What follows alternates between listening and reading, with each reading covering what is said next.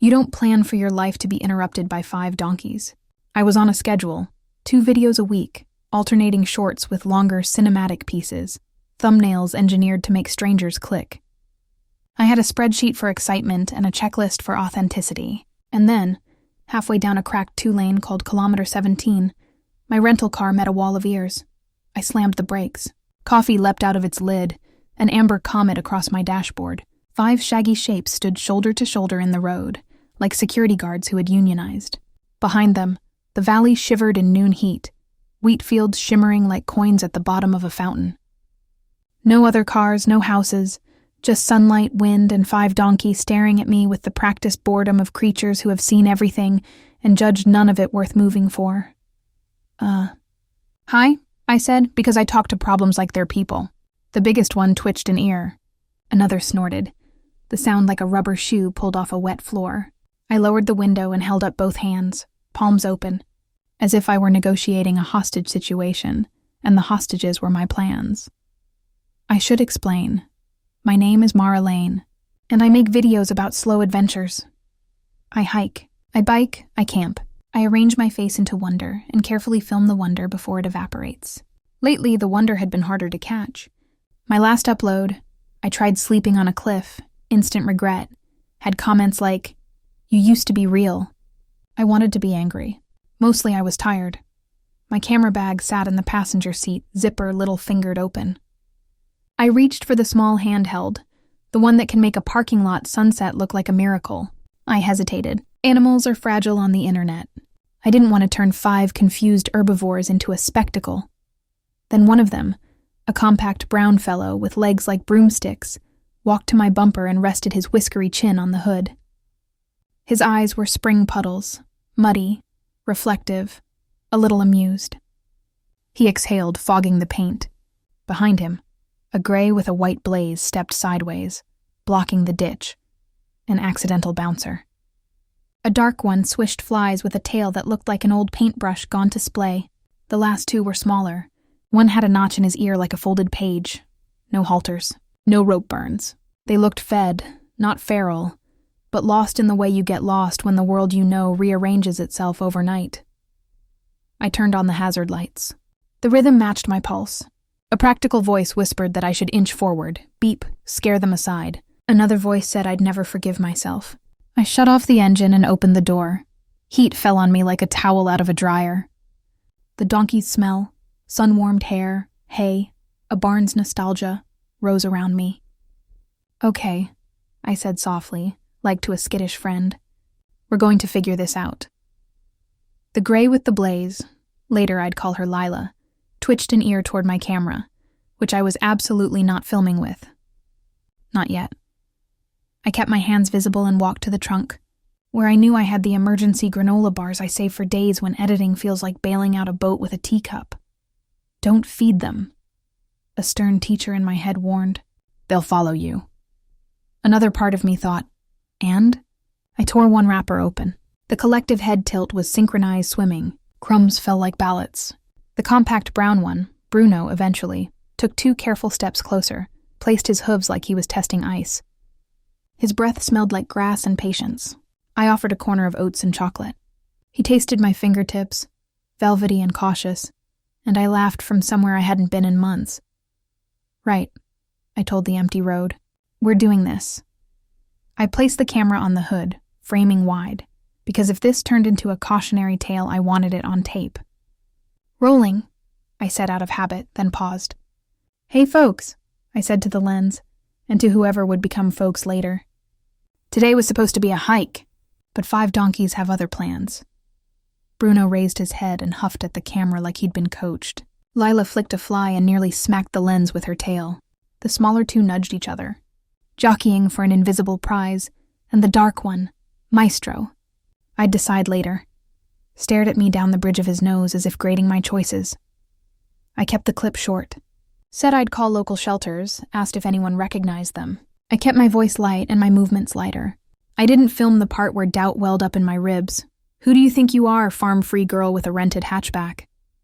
And then drained away as the donkeys formed an untidy semicircle around me, their bodies a living windbreak. We needed shade. A scrappy copse crouched by a drainage ditch 20 meters up. I clucked my tongue, gently, apologetically, and started walking. The 5 consulted their private union rules, and, after a minute, followed, hooves scuffing gravel, ears swiveling like little radar dishes. Their footsteps were a language of their own: scuff, clink, pause, snort. They did not crowd, but they did not drift. Somehow I was the point on their compass. We camped in the shade. I refilled my water bottle and poured a small puddle into the cap, offering it around like a host with tiny crystal glasses. They sniffed. Lila accepted with dignity. Bruno slurped, got a drop on his nose, shook his head violently, then pretended nothing had happened. Maestro ignored me and grazed, a professional on his lunch break. I called the town's animal control. A woman with a brisk, honeyed voice answered on the second ring. I gave the mile marker, described 5 healthy donkeys who had unionized on a public road and declined to move. "Oh," she said, breath becoming story. "Those must be old man Drovniks. Are they dangerous?" I asked. "Only to boredom," she said. "He passed in spring. His niece tried to keep the place, but..." The pause was full of paperwork and grief. "We've been trying to place his animals, but the equine rescues are packed. Folks like riding horses more than the ones that carry their hearts around." I looked at Bruno, who was currently trying to fit my granola wrapper into his existential plan. "I can keep them off the road for now," I said. "Just what do I do?" She hesitated then. "If you can get them down to the old bus stop by the wheat silos, there's a paddock. Broken gate, but still posts and wires. I'll call Jan, the widow next door. She'll meet you. 15 minutes? 15 minutes is both a lot and nothing at all." I shot a quick update. "There's a plan," I told the camera, which is already more than I had this morning. The donkeys listened with the polite attention of colleagues forced into a meeting that should have been an email. The walk to the silos was a procession. The road dipped and rose. The fields leaned in. The wind wrote soft parentheses around us. I talked to fill the space. I told them about my channel in a way that made me blush, about how they looked like a committee that actually gets things done. The smallest, tiny, because irony is medicine, bumped my elbow when I went quiet too long, as if to remind me that movement keeps fear from calcifying. Cars did not appear. It was just us and the sun and the sound of grass whispering about rain that might or might not come. At the bend, the old bus stop hunched like a forgotten punctuation mark. Behind it, the paddock waited, posts leaning like tired sentries, wire glinting with good intentions. I opened the splintered gate and stood aside. Lila went first, the diplomat. Tiny trotted in and made a small, triumphant circle. Bruno lingered to examine the gate latch, perhaps to memorize it for a later prison break. Maestro, of course, made me ask twice. "Thank you," said a voice. I turned. A woman in a faded dress and work boots stood by the stop, hair braided into a crown that the wind tugged gently. She was older than me by 20 years, and younger than grief by 1,000. "I'm Jan," she said. "They know me. I should have caught them sooner. They were very insistent," I said, then felt silly. "I'm Mara." Jan nodded at my camera, which dangled from its strap like a confession. "You film?" "I try," I said. Today I stopped trying and started doing. But I did press record. "Good," she said, surprising me. "People forget slow creatures exist until they're in the road." We fixed the gate together with a found length of twine and a promise. Jan led the donkeys to the trough and banged the side with her palm, a sound like a knock on a hollow tree. They gathered, forming a geometry of comfort. The paddock grass was sparse but honest. Leela laid her head against Jan's shoulder for a long second that rearranged the shape of the day. "You were right," Jan said to me without looking up. "They're insistent." Drovnik used to say they were the only ones who told him the truth. When his legs went, they carried wood. When his wife went, they carried silence. When his money went, they stood in the field with him anyway. A lump rose in my throat, and then dissolved into words. "I can help," I said. "I have, well, not much besides a camera and some stubbornness. But I have people who listen." Jan's mouth curved. "Donkeys prefer stubbornness to money. But both help." We stood with them until the light shifted and the wheat changed its color register. I filmed with permission. Small slices, Bruno's whiskers haloed by sun, Tiny rolling in dust and popping up amazed at his own existence, Maestro pretending not to care when Lila nudged him. I talked to my lens softly, a human overheard in a room full of gentle opinions. Before I left, Jan pressed a key into my palm. "To the feed shed," she said. "If you come by, you can bring carrots. They like them too much. Tomorrow," I said, surprising myself with the certainty. "I'll come tomorrow." Back at the car, I watched the first clip in the blue light shade, expecting to see a version of myself I didn't like. Calculating, angled. What I saw instead was a woman with hair stuck to her forehead, eyes unguarded as open windows, laughing, because a brown donkey fogged up her hood and reminded her that she was not a brand, but a person who could be interrupted. I uploaded the video that night. 5 donkeys wanted me. I couldn't say no. A title with a wink and a truth. I wrote a caption that asked for leads, then added a link to the local shelter Jan mentioned, because asking the internet for help without giving it a door to walk through is like yelling into a canyon and hoping the echo will turn around. I expected the usual, a polite trickle. Instead, my phone began to glow. Comments stacked like hay bales. A rancher in New Mexico offered advice on temporary fencing.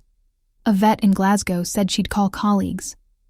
A kid named Leo declared, "Bruno is my spirit animal," and I felt the old pinch at the word, animal, but smiled anyway.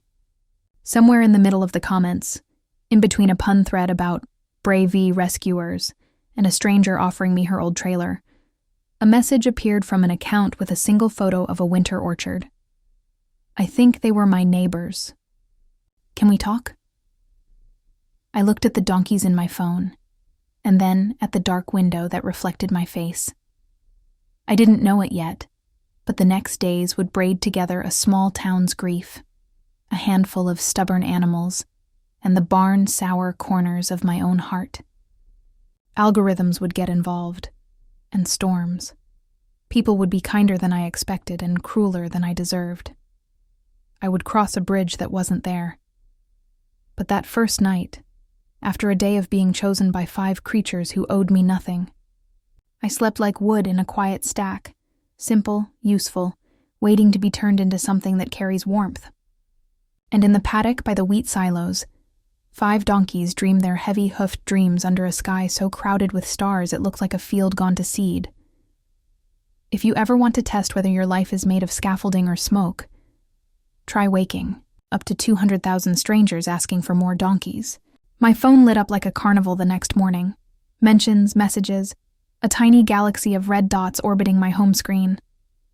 I lay in bed listening to it buzz, the vibration rolling across the nightstand like a patient bee. For once, I didn't dread it. The comments from last night had multiplied. Where are they now? What's their story? Are you safe? Please tell Bruno I love him. There was a clip someone slowed down, Lila bumping her head into my shoulder, titled, "When a Donkey Says Thank You," and I didn't even cringe. The internet had chosen kindness at 3 a.m., small miracle. I took it. I set the phone face down and sat up. My hair was a tangle. My heart wasn't. "Okay," I told the room, "the way you speak to a cat that doesn't belong to you but visits anyway." We go back. I boiled water for coffee, watched the kettle cough out steam, and thought about the message from the orchard account. I think they were my neighbors. "Can we talk?" I'd replied, then fallen asleep before she wrote back. Now there was a name. Anna Drovnik. A niece, maybe? The widow John had mentioned. I sent a quick note. Heading to the paddock by the silos. I'll be there all morning. And grabbed my camera bag. Carrots, too. I bought a ridiculous number of them from the all-night market, the cashier raising an eyebrow as if I were planning a heist in a rabbit metropolis. The road to Kilometer 17 wore yesterday's dust like a memory. The wheat on either side still leaned in gossip with the wind. The sun had not cranked itself up yet. Everything was bright but soft, edges rounded by morning. When the paddock came into view, my breath decided to exist again. 5 silhouettes stood against the gold, still, then moving, then charging toward me in a dignified shamble that made laughter bubble up my throat. "Good morning, committee," I called. and their ears swiveled to catch the agenda. Bruno arrived. First, of course, his nose immediately nuzzling my jacket pocket like a TSA dog for snacks. Tiny darted under his neck with the opportunism of a younger sibling and shoved his face into the carrot bag. Lila came at a calm pace that said she had already seen the day and approved of it. The dark one, Maestro, pretended not to hurry while hurrying. And the fifth, whom I hadn't named yet because he had the energy of a dignified ghost, stood slightly apart, watchful, as if taking minutes. "Your name is Ledger," I told him. He blinked. It fit. I fed them carrots with enough slowness to force ceremony. Each crunch sounded like a promise kept. I filmed carefully, close-ups of whiskers, of the soft planes around eyes, of the brief electric touch of their lips on my palm. Then I set the camera on the post and spoke to it like confident gravity had finally returned to my planet. "Update," I said. "The Union is intact. We have carrots. I have a possible lead on their history. Someone named Drovnik. Also, we'll be addressing the critical question of who chewed my hood ornament." I panned to Bruno, who looked falsely innocent. The internet loves a culprit with eyelashes. Jan appeared through the weeds with a practiced gait that said she'd been walking fields since before my channel was born. She carried a bucket and a coil of baling twine over one shoulder. "Morning," she called. "They didn't break anything I couldn't fix with stubbornness." "That's the motto of my entire channel," I said, and she laughed. We checked hooves, no stones. We checked eyes, clear. We checked the fence, leaning, but faithful. "Drovnik?" I asked finally. Jan leaned on the gate and breathed out through her teeth, a sound like a disappointed kettle. "He was a good man who had bad luck at a steady pace. The kind of bad luck that isn't dramatic enough for a movie. He and Mara," she said the name, and I flinched, forgetting for a second that there can be more than one of you. "Raised apricots. Planted the trees themselves. Weather turned against them. A tractor turned against his back. The bank turned against his signature. One by one their anchors came loose. The donkeys stayed." "You said he passed," I said softly. "Winter," Jan said. She watched Lila flick a fly and added, "Sometimes people go like a plate slipped off a shelf, noise and shards everywhere. Sometimes they go like a snowdrift. One morning, the shape is just less." She tightened the twine around the top rail. "Mara lasted until spring. Cancer. She didn't say. By the time she told me, she was already making jokes about buying wigs for the hospice party." Lila pressed her head against Jan's shoulder in the exact spot she had yesterday, as if the muscle remembered. Jan looked away, toward the road, blinking at nothing particular. We heard the car before we saw it. A compact hatchback like mine, the paint a faded, dignified blue. It rolled up slow, stopped shy of the ditch, and turned off. For a second, the valley listened to itself. Then the driver door opened, and a woman climbed out, holding a paper bag like it contained a heart. She was my age, maybe a hair younger, 30, but with a few years of winter stored carefully in the corners of her mouth. Dark hair pulled low. Wide-set eyes that looked both familiar and new. She glanced at me, at the camera on the post, back at the paddock, and exhaled like she'd been scheduled to do so yesterday but missed it. "Anna?" I said. She nodded. "You're Mara." Her voice held a dry leaf of humor. "The other Mara." "I'm sorry," I blurted, ridiculous and sincere. "About everything." "Me too," she said. "Then, business. I brought apples." She lifted the bag. Lila and Bruno made a show of pretending they hadn't heard the word. Then both stepped forward like professionals at an interview. Anna's face softened. You could almost hear the brittle places thaw. "They were my Uncle Luca's," she said without being asked. "And Aunt Mara's, by marriage. I grew up between their orchard and my mother's kitchen. When the grown-ups got loud, I crawled under the apricot trees and took naps with these fools breathing carrots onto my shoes. Ledger, hearing an opportunity to live up to his new name, sidled over and inspected the bag as if appraising inventory. "That one bites the red ones first," Anna said. "He thinks they're more valuable." I believed her.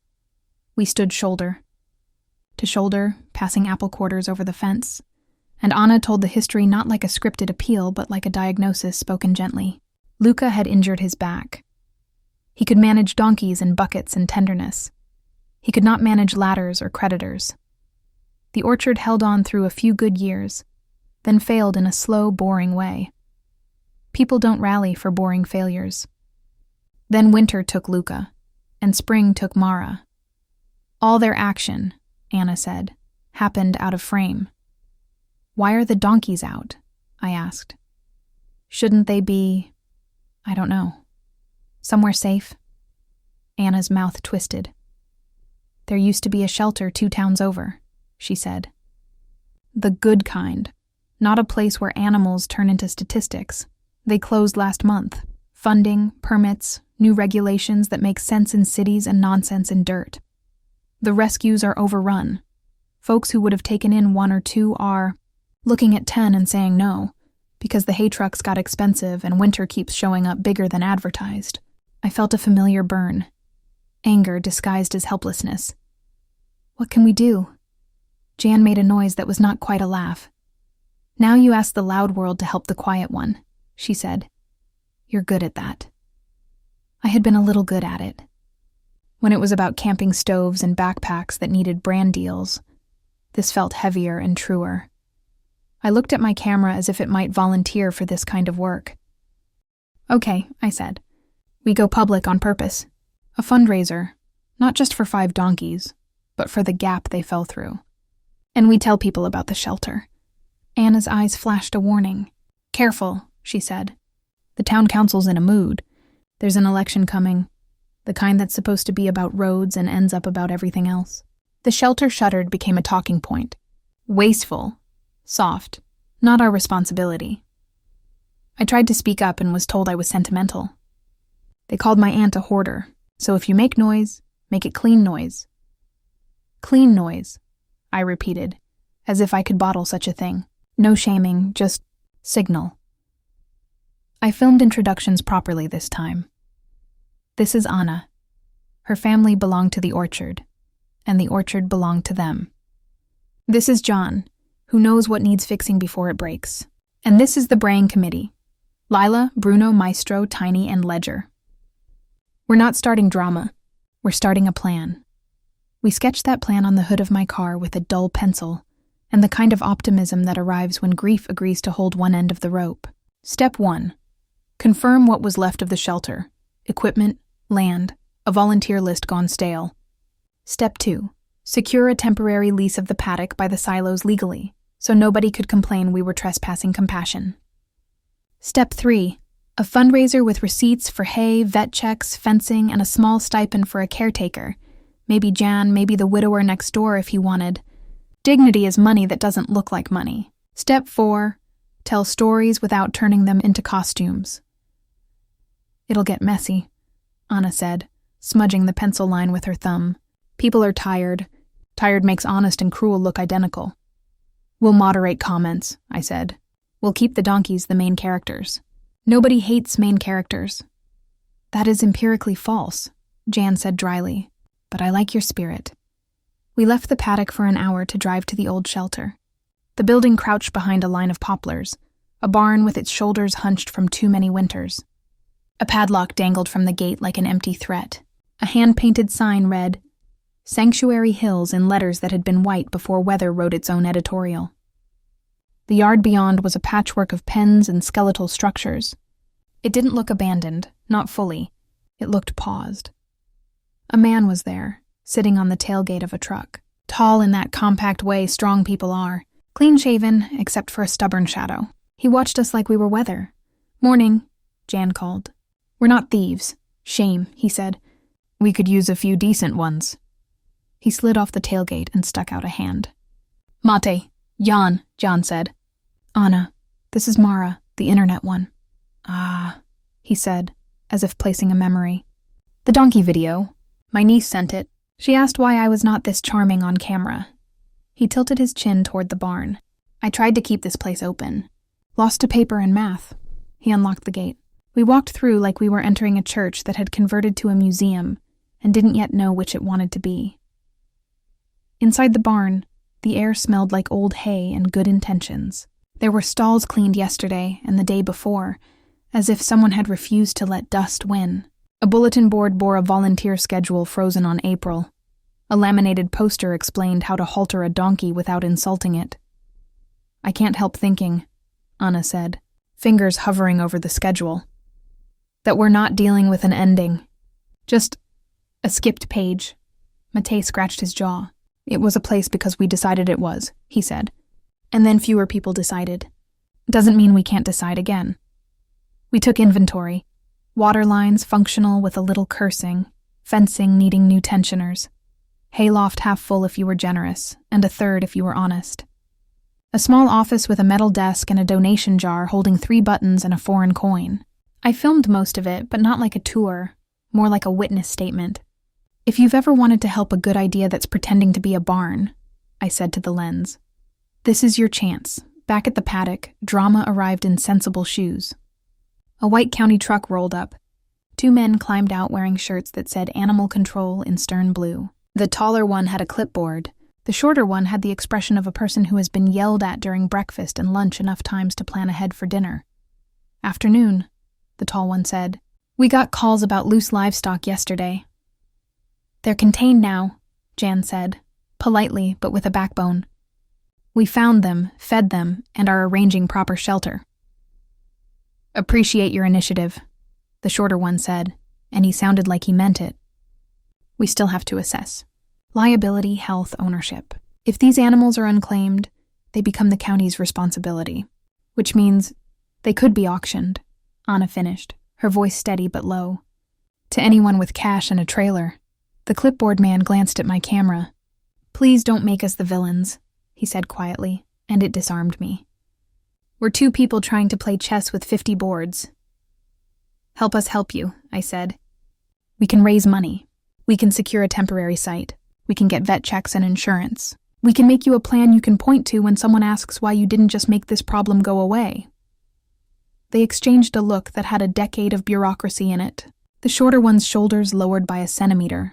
You get us a signed letter from the property owner for this paddock, and an MOU that says a certified caretaker is responsible day to day, he said.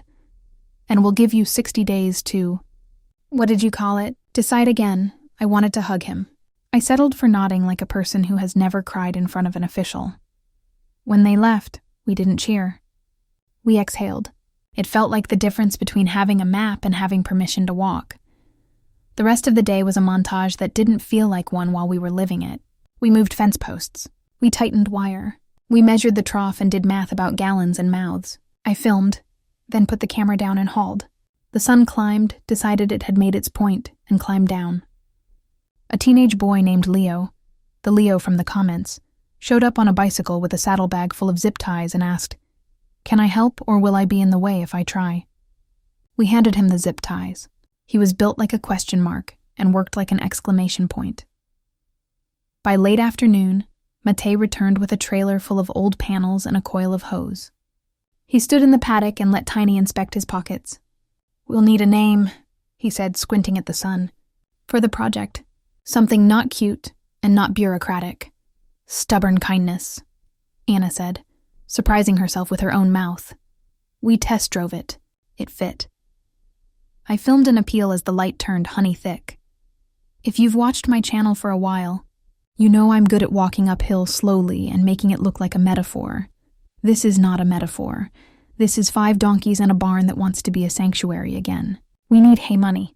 We need vet money. We need fence money. We need your neighbor who knows a guy. I will show receipts. I will show you when we mess up and how we fix it. If you can't donate, share. If you can't share, tell me your best fence repair trick in the comments. This is not me saving anyone. This is us deciding again. As I spoke, Lila wandered into the frame and placed her nose lightly against my elbow. The way some people say, Amen. I didn't plan it. That's why it worked. We posted before sunset, the sky a grapefruit cut open. The first donations pinged my phone with the awkward, lovely urgency of people who don't know if they are allowed to hope and do it anyway. $5 from a college student with a donkey plushie. $50 from a person who wrote, My dad used to say the world is built by people who stop for things in the road. $1,000 from a company with a goat logo and a note, no strings. We like neighbors. Be careful, Jan said, watching me scroll.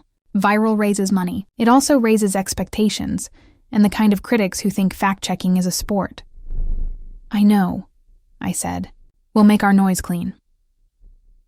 In the indigo hour when the fields hold their breath, after the last knot tied and the last hose coiled, we leaned on the gate and listened to 5 animals chew. It's a sound that removes a day's worth of static from your head. Behind me, the camera blinked its red standby eye like a sleepy lighthouse. You're in it now, Anna said softly. Not the internet version. The part with manure and invoices and people who want to help but will also make it about themselves. I'm in it, I said, and I realized I wasn't scared of the work. I was scared of telling it wrong. Tomorrow, I would learn what out of context looks like when it hits your inbox at 2 a.m. Tomorrow, someone would accuse me of exploiting grief. Tomorrow, a sponsor would suggest I replace donkeys with drones.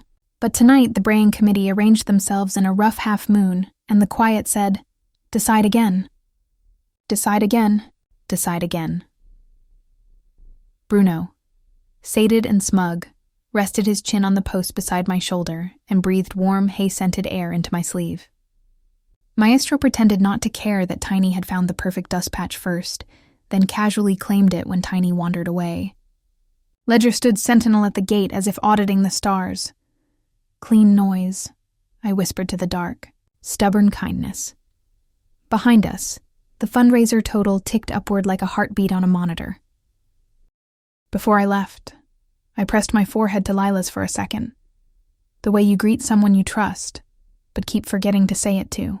Her breath fanned my cheek. The world was still chaotic, algorithms still hungry, paperwork still ahead. But in that small space between 2 creatures with no shared language and the same exact need, I felt the day hinge toward something that might hold. On the drive back, the road looked like a ribbon somebody had tried to iron and given up. I rolled down the window. The night smelled of cut wheat and promises I was absolutely not qualified to make and would make anyway. In the rear view, the silos stood like 2 blunt exclamation points against the bruised horizon. When I got home, I opened my laptop, saw 100 new messages, and didn't panic. I opened a blank document instead and wrote 3 headings: receipts, updates, mistakes. I would fill all 3. If I could do that in public, maybe I could make a different kind of video. Not a confession disguised as content. Not a brochure pretending to be truth. Just a record of deciding again. Before sleep, I checked the fundraiser one last time. A note had just arrived from someone named Luca's widow's friend. He used to say the donkeys were the best meeting he attended all day. They vote by standing still until everyone feels brave enough to move. Keep moving. The committee, for once, approved without braying. It started with silence. Not the quiet kind, but the kind that arrives after noise burns itself out. The hush that follows storms, apologies, or both. The fundraiser had passed its goal and kept climbing. News outlets had called. Sponsors wanted to align. The word tasted like static in my mouth. I wanted to align with hay bales, not hashtags, but the attention had done its work. Sanctuary Hills was alive again. Fences stood. The barn breathed.